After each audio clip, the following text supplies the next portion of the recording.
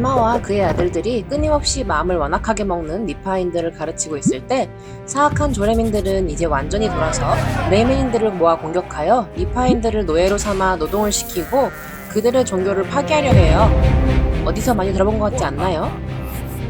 그래서 레이맨인 우두머리인 제르햄나는 조레민 도시 안티오눔에서 여어숀 땅을 공격했어요. 그의 군대는 모로나이 대장의 병사들이 반짝이고 튼튼한 새 보호구를 하고 있는 것을 보고 무서워서 공격할 더 약한 곳을 찾기 위해 광야로 달아났어요.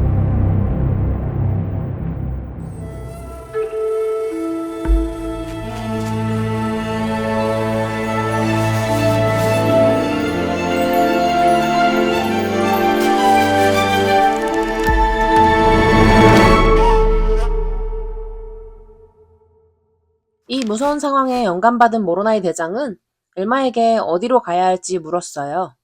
그리고 주님은 엘마에게 멘타이로 가라 하셨어요. 훌륭해요. 그래서 모로나이와 군대는 시돈강으로 가서 매복했어요. 레이맨인들은 결국 완전히 포위당했지만 용처럼 싸웠어요. 하지만 모로나이의 회유의 함성에 울려 퍼졌어요. 우리의 하나님과 우리의 종교와 자유와 우리의 아내와 우리의 자녀를 기억하자.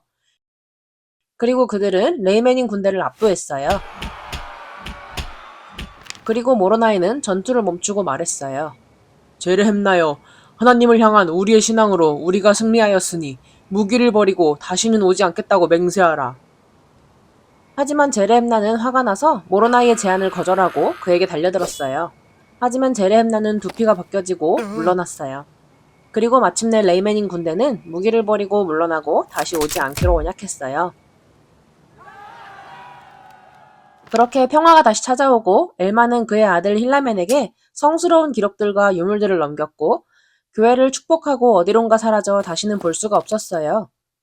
아마도 그는 29장에서 말한 그의 큰 소원인 변화된 존재가 되었을 거예요. 그 후 힐라멘과 그의 형제들은 다니면서 교회를 강화했지만 리파인들의 마음은 여전히 완악했고 그들의 넘치는 부 가운데 하나님을 잊었어요. 그리고 사악한 악당 아멜레카이가 이끄는 세력이 힐라멘과 다른 사람들을 죽일 계획을 했어요. 그는 하급 판사들과 사람들이 그를 왕으로 만들도록 아첨했어요. 몰모는 사람들이 얼마나 빨리 하나님을 잊는지, 한 사람이 어떻게 그토록 큰 간악함을 일으킬 수 있는지에 대해 한탄했어요. 이 반란이 커지는 것을 지켜보던 모로나이는 외투를 찢어 이렇게 썼어요. 우리의 하나님과 우리의 종교와 자유와 우리의 아내와 우리의 자녀를 기억하며. 그리고 그는 그것을 장대 끝에 달았어요.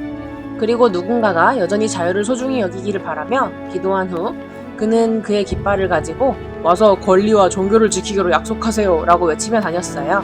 기쁘게도 대부분의 사람들이 달려와 그의 주위로 모였어요. 이제 아멜레카이와 그의 추종자들은 수적으로 밀리는 것을 보고 레이맨인 땅으로 도망하려 했지만 모로나이의 군대가 그들을 앞질러 그들을 자유로운 정부를 지지하겠다는 언약을 하게 했어요.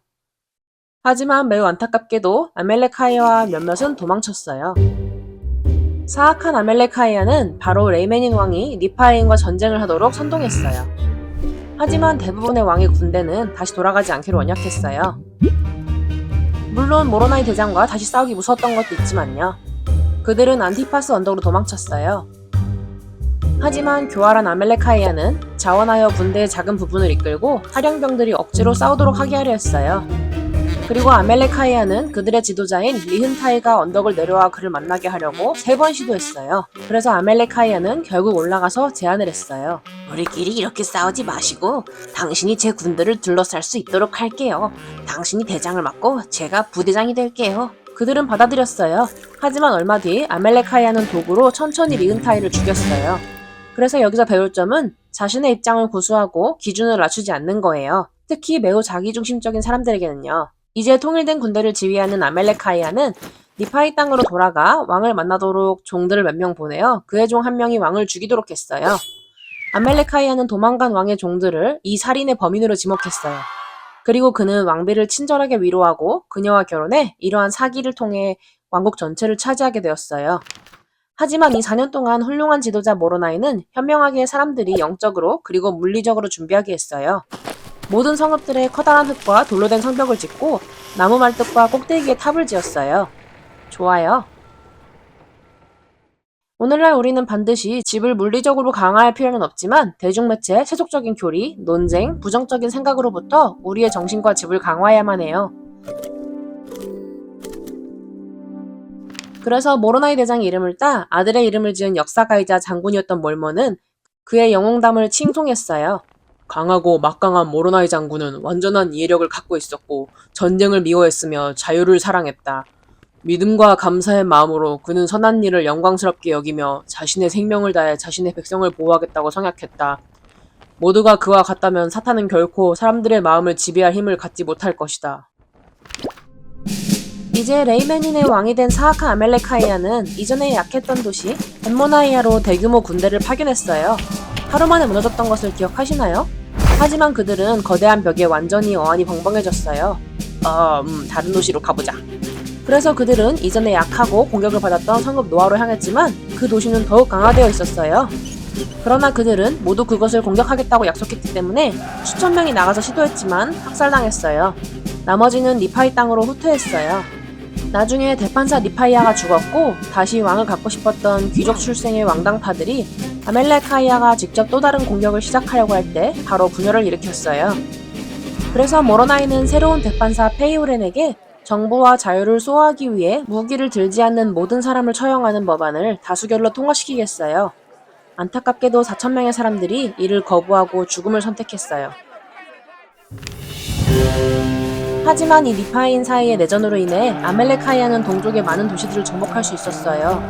하지만 그가 바운티풀로 향하고 있을 때 티엔쿰의 매우 숙련된 군대가 그들을 막고 그들은 밤까지 싸웠어요.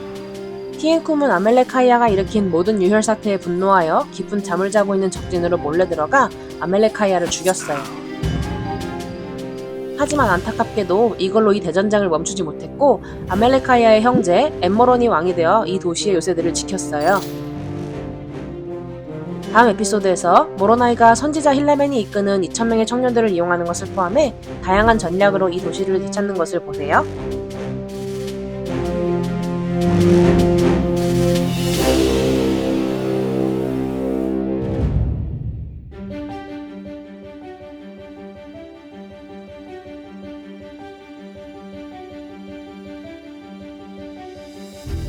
이 영상을 재밌고 유익하게 보셨길 바래요.